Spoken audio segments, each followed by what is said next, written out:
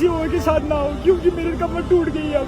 जो मुझे सहना पड़ा वो किसी और को ना, कम से ये आप देख सकते हैं ये दवाइयाँ, जब इनको पता ही नहीं है तो फिर ये यहाँ पे किस लिए बैठे है? कसाई है यहाँ पे। मेरा इस वक्त खून खोल रहा है। अगर मुझे बंदूक मिल जाए, अल्लाह की कसम, सारे डॉक्टर को खत्म कर दूंगा यहाँ पे।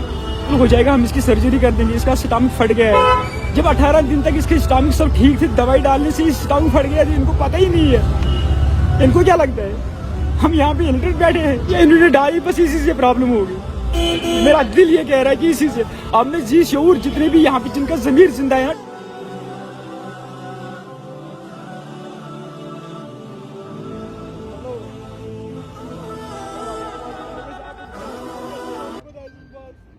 एक बहुत ही माइन्यूट सी दवाई है जो दे ही जाती है बच्चे को। ऑस्टा D3 एक विटामिन D3 कंपोनेंट है जो दिया जाता है। A to Z एक मल्टीविटामिन है। Because of low birth wait उसको ये चीज़ें दी गई थी। Because of low birth wait, क्योंकि वो लो बर्थ वेट है, उससे ये चीज़ होगी नहीं। इसकी इंटेस्टाइन ट्विस्ट होके जब इसको अगर आप उस टाइम पानी भी देते, वो भी इसका जो है स्टमक फुला देता। आप समझ रहे हैं मेरी बात? वो भी इसका स्टमक फुला देता।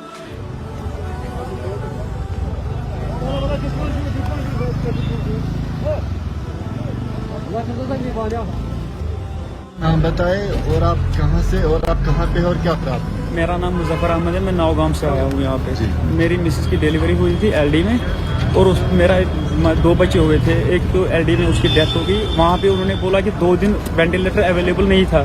फिर तीसरे दिन मैंने उनको रिक्वेस्ट की कि मेरे बच्चे को शिफ्ट करो GP पर, लेकिन उन्होंने फिर बोला कि हमारे पास वेंटिलेटर अवेलेबल हो गया, बट 7 दिन के बाद उसकी वहाँ पे डेथ हो गई। अब जो बच्चा यहाँ पे था, इसको 18 दिन हो गए यहाँ पे, लेकिन ये 7.5 महीने का ही था। अब जब 18वां दिन आज है, सुबह जैसे PG स्टूडेंट वहाँ पे राउंड के लिए आए, उन्होंने मुझे बोला कि आप ये दवाई लाइए। आप देख सकते हो कि ये दवाई, एक ये है, एक ये है, एक और ये है। लेकिन मेरे पास वीडियो है कि 18 दिन तक मेरे पास बच्चा जो तो वो खेलता था, दूध पीता था अच्छे से, जब भी कोई उसको बुलाता था वो अच्छे से सुनता था। लेकिन जैसे उन्होंने इसको दवाई डाली ना, उसके पेट में जैसे दवाई गई, फिर उसका मतलब ना सारा कुछ बिगड़ गया। आप देख सकते हो, आप देख सकते हो वीडियो, देख सकते हो वीडियो क्या है उसकी। लेकिन अब मैं चाहता हूँ कि जितने भी डॉक्टर पूरे कश्मीर में है, मैं उनसे मेरी एक रिक्वेस्ट है। मेरे बच्चे को शायद अल्लाह ने दुनिया में रिज़्क़ नहीं रखी थी, लेकिन मेरी एक रिक्वेस्ट है, क्या ये दवाई छोटा बच्चा उसके स्टमक में ये जा सकती है? वो बर्दाश्त कर सकता है? ये आप देख सकते हैं ये दवाइयाँ, जब इनको पता ही नहीं है तो फिर ये यहाँ पे किस लिए बैठे है? कसाई है यहाँ पे। मेरा इस वक्त खून खोल रहा है। अगर मुझे बंदूक मिल जाए, अल्लाह की कसम, सारे डॉक्टर को खत्म कर दूंगा यहाँ पे। डॉक्टर क्या दवा क्या उसके बाद में उन्होंने मैंने इनको बोला कि देखो अब ये मेरा बच्चा चला रहा है, इसको पता नहीं क्या हो गया। इन्होंने कहा कि आप वार्ड 8 में लेके आओ इसको, वहाँ पे ड्रिप दे दी गई इसको। उसके बाद में उन्होंने बोला कि आप इसको दूध दे दो, लेकिन ये कंडीशन में नहीं था, कैसे मैं दूध देता है इसको। फिर उन्होंने ICU में इसको शिफ्ट किया। वहाँ पे आके मुझे बोलते कि आप यहाँ पे साइन करो, आप इसको ड्रेन लगानी है।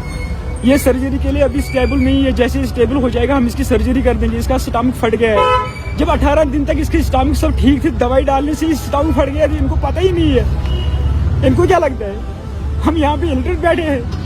इन्होंने कश्मीर की यूथ को खत्म करने की कोशिश की है। ये मोदी की मिली भगत है। क्या आपने डॉक्टरों से बात नहीं की, उनसे पूछा ये कौन सी दवाई थी आपने क्यों? अब ये बोल रहे हैं, सारे डॉक्टर मिलजुल के बोल रहे हैं कि इस दवाई से कुछ नहीं होगा, इससे कुछ नहीं होगा, स्टमक में कोई दिक्कत नहीं आएगी इससे। मेरी रिक्वेस्ट है, जितने भी जिनका जमीर जिंदा है ना डॉक्टर साहिबान, उनसे मेरी रिक्वेस्ट है, प्लीज बराई मेहरबानी इंसानियत के तौर, क्योंकि अल्लाह के सामने दुनिया उम्मताउन कलील, ये दुनिया छोटी है, यहाँ से आपने जाना है। क्योंकि अल्लाह ताला फरमाते हैं कुरान में, जैसे इन बच्चे रबी का लशदीद, जब इनको पकड़ होगी ना अल्लाह की, फिर ये यहाँ से जा नहीं पाएंगे। फिर इनको जैसे मेरे बच्चे को इन्होंने किया ना, मैं अल्लाह से दुआ करूंगा, तहज्जुद में खड़ा हो गया, अल्लाह से दुआ करूंगा इनके बच्चों के साथ ऐसा हो, तब इनको महसूस होगा कि ये दर्द क्या होता है। क्या आपको लगता है कि डॉक्टरों की लापरवाही की वजह से ये सारा डॉक्टरों की लापरवाही, क्योंकि 18 दिन तक मेरे बच्चे को कोई दिक्कत नहीं थी। ये दवाइयाँ इन्होंने जी ये दवाइयाँ इन्होंने डाली, बस इसी से प्रॉब्लम होगी। मेरा दिल ये कह रहा है कि इसी से अब मैं जी शऊर जितने भी यहाँ पे जिनका जमीर जिंदा है ना डॉक्टर साहिबान से, उनसे रिक्वेस्ट करता हूँ कि इससे प्रॉब्लम हो सकती है या नहीं। बस इतना मुझे बस इस बात का जवाब चाहिए और मुझे कुछ नहीं चाहिए। ज़्यादा से ज़्यादा मुझे बोल देंगे आप ये डेड बॉडी लेके जाओ, क्योंकि मैंने तो एक बच्चे का पहले ही जनाजा पड़ा है। अब मैं अपने आप दिल को तसल्ली दूंगा, दूसरे बच्चे का भी पढ़ूंगा, लेकिन मैं ये चाहता हूँ कि इस दवाई से प्रॉब्लम होगी या नहीं, इतना मुझे जानना है। जो मेरे साथ हुआ किसी और बच्चे के साथ ना हो, क्योंकि मेरी तो अभी कमर टूटी है, मैं अब कुछ यहाँ पे खड़ा भी नहीं हो सकता। जी बताइए। जी बच्चा जो है स्टोमक जो है वो डैमेज हो चुका है और पेट भी टूट गया है। तो एज ए डॉक्टर आप बात करती तो कैसे देख रहे हो और बच्चे की क्या कंडीशन है? देखिए, इनका बच्चा जब 18th को एडमिट हुआ था, he was admitted as low birth weight with respiratory distress. According to treatment protocol उनको सारी दवाइयाँ, एंटीबायोटिक्स वगैरह और ऑक्सीजन दे के when while he was improving, इनको वार्ड 8 से हमने वार्ड शिफ्ट किया था वार्ड 9 में। बट आज इनको एट अराउंड 1:30 ये वार्ड 8 में डॉक्टर के पास गए हैं कंप्लेन करने की इनकी बच्चे की जो पेट है वो स्वेल हो गई है। उसी टाइम जो वहाँ डॉक्टर ड्यूटी पे थे उन्होंने USG करवाया, जहाँ पे पता चला कि इनको इंटेस्टाइनल ऑब्स्ट्रक्शन हुई है, तो उन्होंने इनको नीकू में शिफ्ट कर दिया, न्यूनेटल ICU में शिफ्ट किया। वहाँ पे हमने इनको पीडियाट्रिक सर्जरी से जो डॉक्टर थे, ऑन कॉल डॉक्टर थे, उनको बुलाया और उन्होंने जब वहाँ देखा तो वहाँ पे देखा गया कि ये केस ऑफ नेक्रोटाइजिंग एंटेरोकोलाइटिस है, जो कि एक बहुत ही कॉमन कॉम्प्लिकेशन होती है प्रीमेच्योरिटी में। अब करंटली इनके बच्चे की स्टेटस ऐसी है कि इनका एब्डोमिनल टेंस है, टेंडर है और थोड़ी अभी सिक ही है बच्चा। इनको एज पर ट्रीटमेंट प्रोटोकॉल अभी दवाइयाँ चल रही हैं। अब आगे इंशाल्लाह देखते हैं कि वेंटिलेटर भी अगर अवेलेबल होगा तो वो भी हम इनको दे देंगे। फिर अल्लाह ताला तक इंशाल्लाह will hope for the best. इनकी बच्चे की ट्रीटमेंट तो भी टॉप प्रायोरिटी है, हम will try our level best कि सब कुछ ठीक हो जाए। और एक सवाल है अगर आपसे पेरेंट्स के एजुकेशन से किसी का भी डॉक्टर्स काउंट पे आते हैं जी जूनियर डॉक्टर्स आए थे, जो ये हमने कंसल्टेशन करने की कोशिश की सीनियर डॉक्टर से, तो कोई भी सीनियर डॉक्टर यहाँ पे अवेलेबल नहीं मिला हमें सुबह से।